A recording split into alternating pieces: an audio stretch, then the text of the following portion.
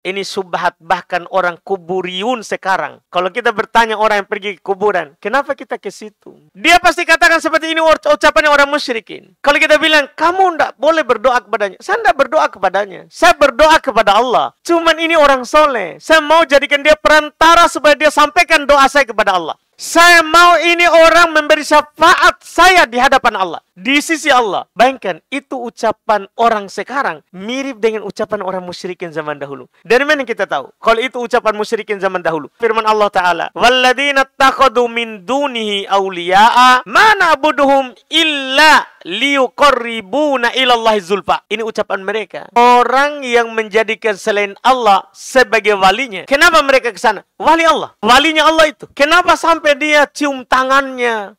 Tabarruk, berberkah dengan badannya orang soleh. Bahkan sudah dia meninggal bertabarruk, mengambil berkah dari tanah kuburannya orang soleh. Kita tahu kenapa? Ini subhatnya. Mereka yang menjadikan dari selain Allah sebagai wali. Mereka bilang, mana abuduhum? Kami tidaklah menyembah mereka. Illa liyuqarribuna ilallahi zulfa. Kecuali agar supaya mereka itu mendekatkan kami kepada Allah zulfa sedekat-dekatnya. Bayangkan, apa yang bisa kita bantahkan orang berniat baik seperti itu? Kami ke situ supaya kami lebih dekat kepada Allah. Jawabannya itu. Kita tahu apa hukumnya Allah terhadap mereka? Perhatikan baik-baik supaya kita tahu hukumnya orang itu. Apakah itu sudah dianggap bertauhid? Kita baca lanjutan ayatnya. Ini surah Az-Zumar ayat 3. Innallaha yahkumu bainahum fima hum fihi yakhtalifun. Allah akan menghukumi antara mereka pada apa yang mereka perselisihkan itu. Innallaha la yahdi man huwa kadibun. Dua hukum. Innallaha la yahdi man huwa kadibun kafar. Sesungguhnya Allah tidak akan memberikan petunjuk orang yang dusta.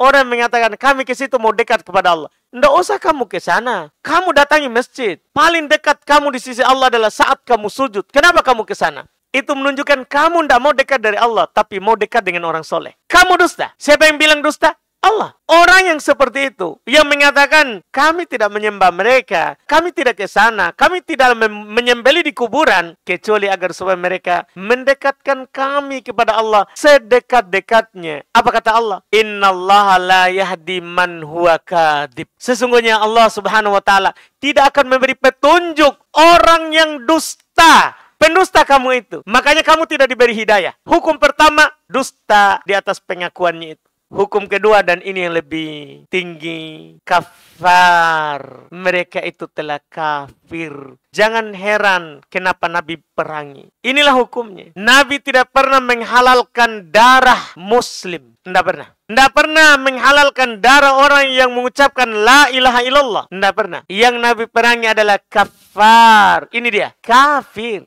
Apapun alasannya, kenapa di kuburan? Maka yang datang seorang sahabat kepada Nabi SAW berkata, Ya Rasulullah, inni nadartu fil jahiliyah an adbaha bibuanah. Wahai Rasulullah, saya pernah bernadar di masa jahiliyah untuk menyembelih di sebuah tempat yang bernama buanah. Nabi tidak langsung bilang, penuhi nadarmu. Tidak. Jangan sampai ada sesuatu dengan buanah. Kata Nabi kepadanya, hal fiha watanun yu'bad? Apakah pada tempat itu ada berhala yang disembah? Jangan sampai kamu bernadar untuk potong di sana, ada berhalanya. Dia bilang, tidak ada. Tidak ada berhala yang disembah di sana. Pertanyaan kedua, hal fiha idun min a'yadil musyrikin? Apakah di tempat itu ada perayaan yang biasa dirayakan oleh kaum musyrikin? Apakah biasa orang merayakan di situ perayaan? Dari perayaan jahiliyah, perayaan syirik? Dia bilang, tidak. Saya cuma mau berkurban di sana, saya di tempat itu. Tidak ada berhala, tidak ada perayaan yang biasa dirayakan oleh orang musyrikin di situ. Artinya,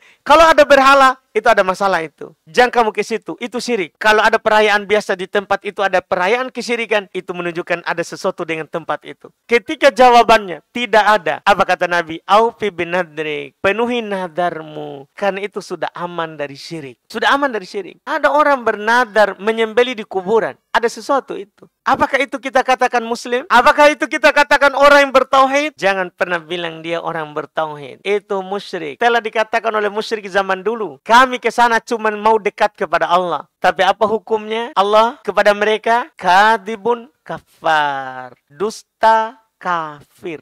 Itu kalau pengakuannya mau dekat kepada Allah.